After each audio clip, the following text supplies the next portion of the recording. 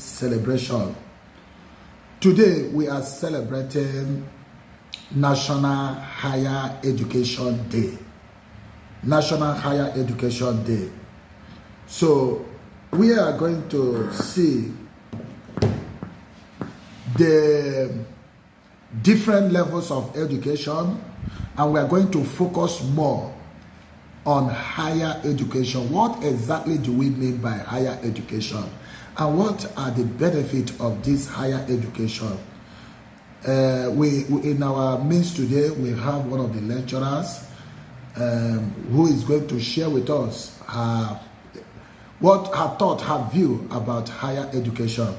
Our sister, are you there? Yes, madam. So, all the way from United Kingdom. Please kindly introduce yourself. Okay, my name is Dr. Priscilla Oriaburi. I reside in the United Kingdom, but I'm a Nigerian.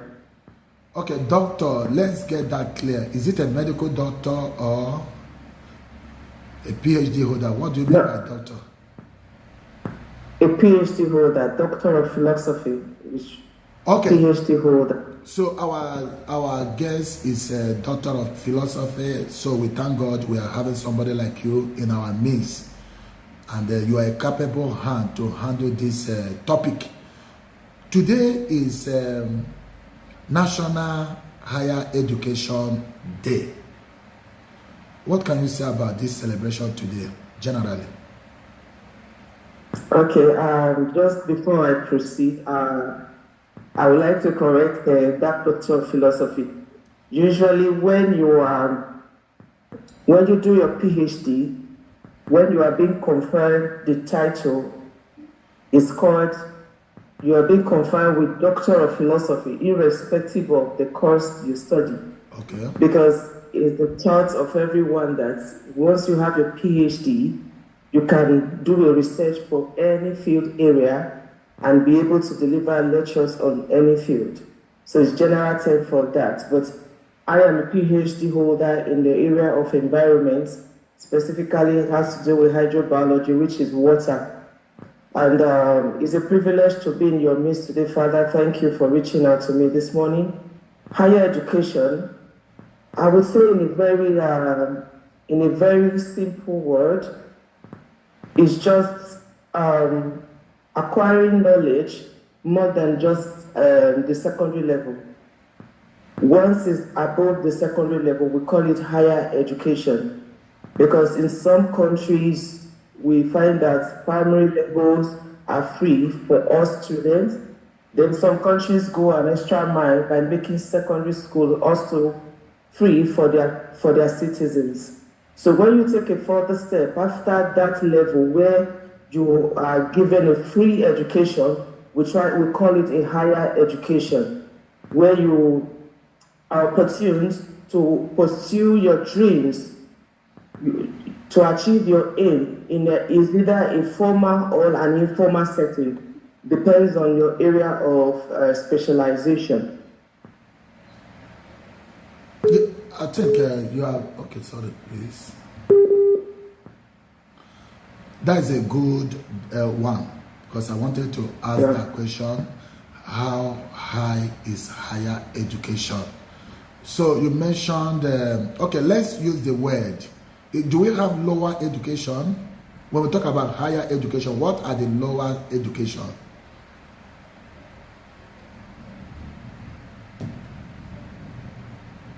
Okay, I didn't get the last part of your question. I said, if you talk of higher education. Lower education, do you use the word lower education? No, because education is education. Just like I said, when you say higher now, it means you are not just stopping at the basic level. Instead of using the word lower, I would use the basic education. Okay, yeah. Which is a primary section. Yeah, basic. And that is actually what we use here in Nigeria, basic education. Yeah, education, yes. And it's not just primary. I think JSS 3 is also under basic education here in Nigeria.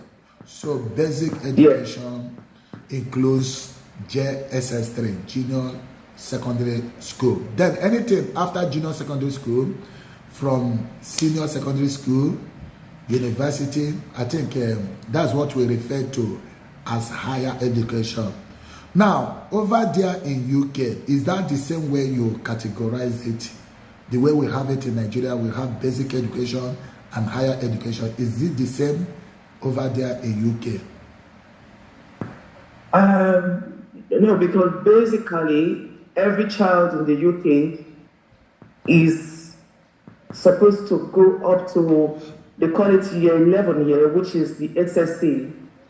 For every child is a right to education for every child in the UK to attain that level of year 11, which is having to do your SSC. They call it GCSE. And that is the basic for every child, irrespective of whether the child is brilliant or the child is not doing well in school, because they have system in place for every child to be able to be given that level of education to that minimum of year 11 in the UK. And that minimum level is a fantastic level, because when you are through with year 11, there are companies who are willing to employ you. You are employable with year 11. And you are paid at the same rate as minimum wage. You receive the barest minimum wage, and your pay can pay your basic rate. So here we receive year 11 as the minimum rate for level every child should aspire to be. Then after that year 11, if you are going higher, we call it higher education, where you are going into colleges, you are going into universities, apprenticeships, and all that. These are things put in place to make you achieve your aim. Because from the early years, as it's called here, early years, which is Nigeria, that should be nursery school. In UK, they call it early years. So that year 11 is practically free education for you, though you pay some things maybe for pre-trip and all that, but it's practically free education for books and everything, and everything is provided. Some schools provide meals for the children as well. So for UK, year 11 is the basic for them. Whether the child has some learning disabilities or not, or whatever level the child is, things are put in place for every child in the United Kingdom to attain that minimum level of year 11. Okay, having, I think, your experience in Nigeria and that of UK, now in UK, what do you see as the major difference? Okay, one major difference I would say is number one is the level of enlightenment with the teachers. I would say that, yeah. Level of enlightenment with the teachers. Because here in the UK, just like I said before, you have everything in place. Like now, I have a child not very strong academically. And when we relocated here, there were a lot of things put in place for him to be able to go to school like every other normal human being. Back home in Nigeria, he was classified as a dull child. He was classified as someone who is not brilliant, he's not clever, he can't read, he can't do that. But here, you are not allowed to write down a child. It's not allowed. You only just observe the strength of a child and speak the relevant authority, and they call me, they assess the child and put the child in that category where the child belongs, where the child is able to function like almost every other normal child in the world. And no child is labeled with any name. No child is labeled with any name. That is number one. Then number two, it's the government here has put everything in place for a child to survive here. Even if you don't have the transportation to get to school, the government steps in. They give you a free bus pass that child is able to get into the bus and get to school. If you have challenges of not having meals, the government steps in and provide meals for that child. Presently, they are writing their JCSE. And my child's school, they are given breakfast every morning before they go into the exam hall. Because they believe that when a child is hungry, he can't perform very well. In Nigeria, it's just left in the hands of the parents and struggling teachers. The government do not take up the role as it should be to perform their duties and make it as it should be. I schooled in Nigeria, my primary, my secondary, and my university days were in Nigeria. I know how I had to fund my postgraduate courses. I had to sell eggs on the streets of Nigeria to pay my school fees for my PhD. But here, if you say you are going for your PhD, you are given a scholarship. They try to make you, and they try to encourage you to go further. They try to take the burden, to share the burden with you so that you can achieve your aim. We have so much more to do back in Nigeria. Like in May, I was given a platform and I was opportune to speak to some very high professionals in education. And they asked me a question, what would you like to do? I said, I would like to take back education back to my country, Nigeria, and in Africa. And they were like, our education is already there. I said, no, right now the youth there says education is a scam because of how deteriorated we have turned the education system to become. They were looking at me, I said, yes, every average youth on the street doesn't want to go to school anymore because those who have gone to school have not been employed. There are no employment for those who have gone, so how do we encourage them? So that brings me to another level of the way we pass on information to our students. Is it student-based? Is it student-centered or teacher-centered? I can remember some of my tutors in school. Their lecture notes as old as 20 years. You can see the color of the sheets. No more innovations. You are not exploring new ideas to pass on to this new generation. You don't just go to classes here to pour out what you have in your brain. It's more of like exploring the minds of the young children. What do you think about plants? If you see a plant, what comes to your mind? And you see a child explaining to you what she thinks a plant does, or what comes to her mind when she sees a plant along the road.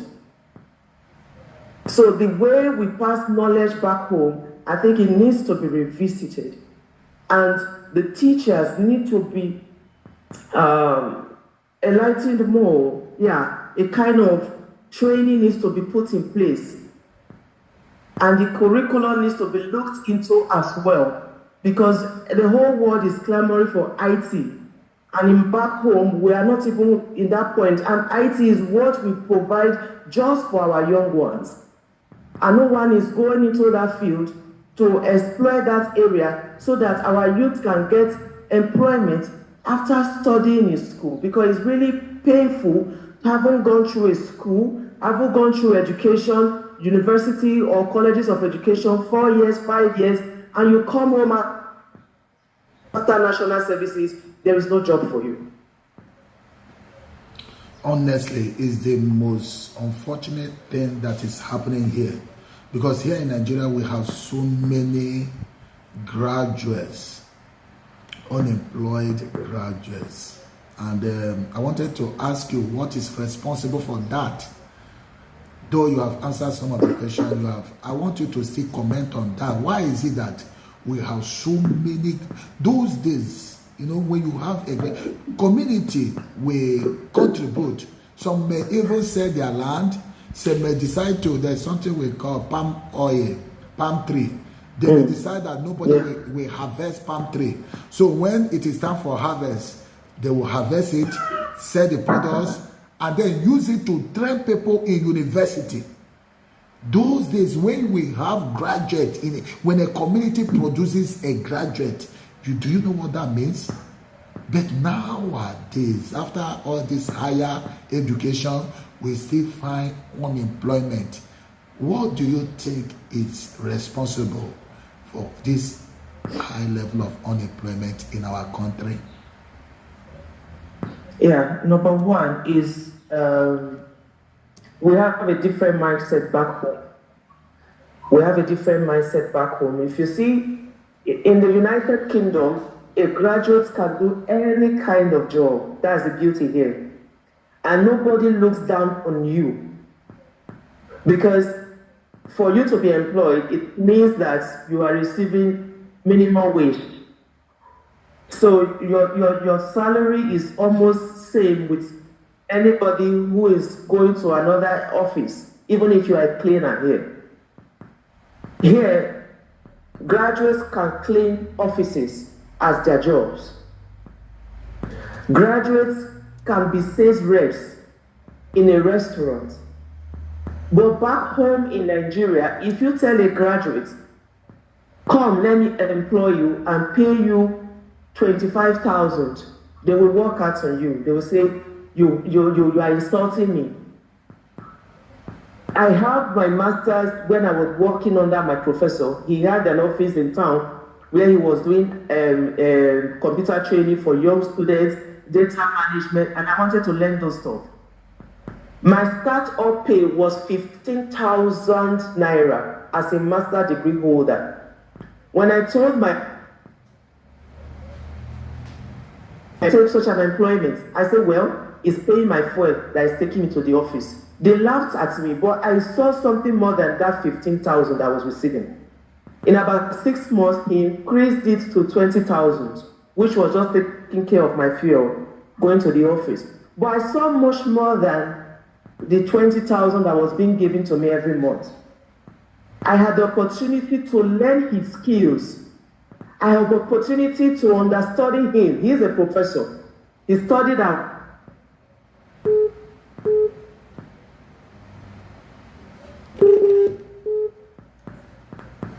Hello? Good morning, Father. Are you around? Big one. I'll see you after. Want to have a dream or pursue, and whatever I'm able to do in the UK, it wasn't because of my degrees in Nigeria, but because of my understudying him for 5 years of receiving 20,000. 5 years of receiving 20,000. I'm able to write a journal and get an award in America because he taught me how to write it. So most of our graduates, they should see education as a means of gaining experience. And when you gain experience, you try to look for a platform to put that experience in use and then grow your career. Most of us want to finish our BSc and okay, they'll just give us a lecturing job, or we'll be employed in Shell, we'll be employed in one oil company where we are being paid 500,000, you know.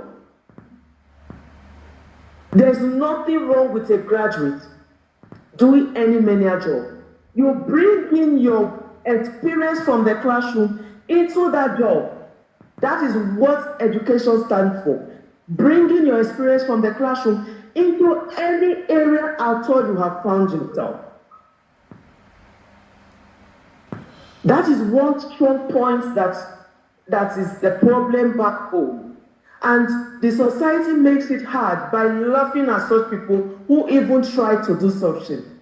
They make statements like, after all your school, now says girl, you can't go to work. They make such statements and they don't know what such statements do to such people. Every job is honorable, just as the Bible says. There is dignity in labor. We need to promote that. And when we promote that, the small-scale industry, we'll be able to employ the youth and pay them according to the size of the company. That is one major point. Okay. So now, what we also observe, you said it by passing, because education is no longer for people to acquire knowledge, acquire skill, but just certificate. You know, you have certificate. There is one man in my village. He says, passing C's is not passing sense. Passing C's is not passing sense. So you may go through education, but that doesn't make you educated. So Yes. what do you say about that? It's very correct because back home in Nigeria, I don't know what the driving force is. Everyone wants to go for higher education, whether you have the ability to go for it or not. Whether you have the ability to go for it or not. Like, I'll still use my son as an example. Yesterday, I called a college and I told them he has some challenges learning. And they said, okay, bring him, we will assess him and see his strength and put him in the right place where he belongs. I'm not doing that for the rest of my children because they show their strength. I let them decide the university they want to go to. So if you want to acquire a higher education, have you got the ability? Have you got the intelligence to go for it? If you haven't, look for your strength area and do what you are capable, what God has created you to be. God created us, but He gave us talent in variation. We should take that into consideration.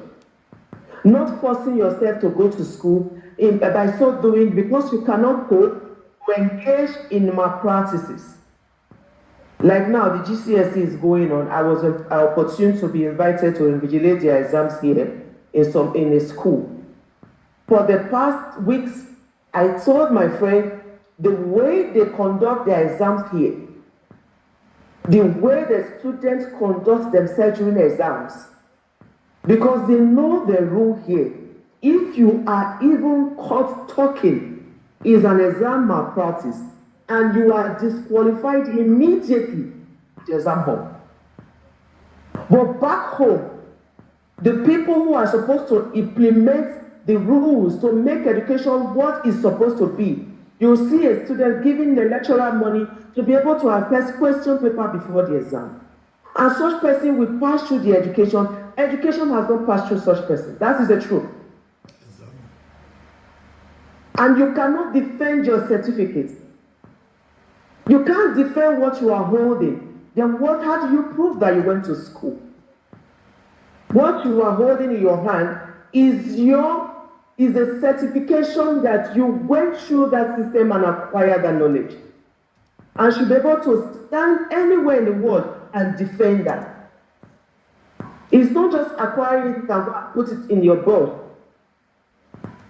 You should be able to reproduce what you have been taught in school and be able to stand up and defend that certificate you are holding in your hands. There's so much to do in my country, and it makes my heart bleed that we are not seeing the problem of this present generation, because it's going to translate to a bigger problem in the coming generation, because the younger ones are watching what is being done. Exactly. And it's going to be worse in the next generation, except God helps us. Exactly. So most of those who have gone through higher education, unfortunately, they don't even focus on their area of specialization. For instance, a medical doctor who spent, I don't know how many years training under, and then you end up becoming a politician.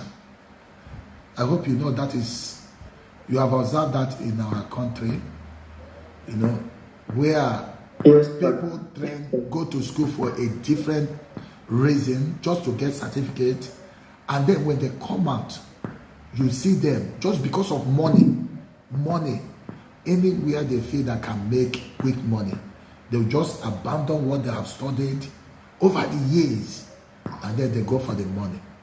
Is that what education is supposed to be? Money. No, the basic privilege or benefit of education is not really money driven. You know, most of these people that you see study this, maybe medical doctors turning into politicians, most of them were influenced by their parents to go into such study. Yeah, Some of us, we try to push our children to do some courses that we know that is not really meant for them, but because of our ego, for prestige, my daughter is a medical doctor. My son is a lawyer. Even when the son is crying, no, I don't want to become a lawyer. You see parents pushing such child to go and study. And every opportunity that child gets to escape, I'll call it escape, the child will escape and find that thing that he's passionate about. So that is just the major reason behind such development of a medical doctor, because life is passion driven. What is passion? Something that wakes you up, that gives you joy when you are doing it. Not necessarily the money aspect, but I know back home in Nigeria, money is the driving force for most youths.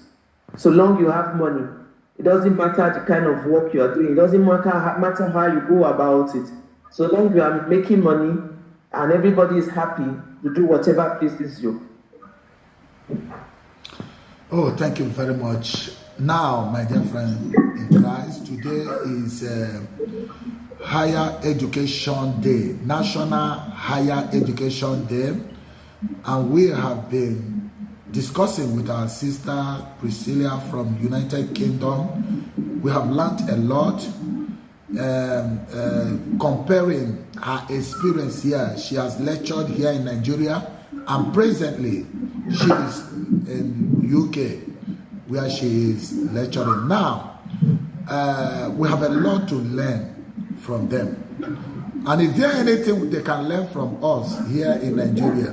From your experience when you were in Nigeria, is there anything those of them in UK can learn from us? From our higher education? Is there anything they can learn from us?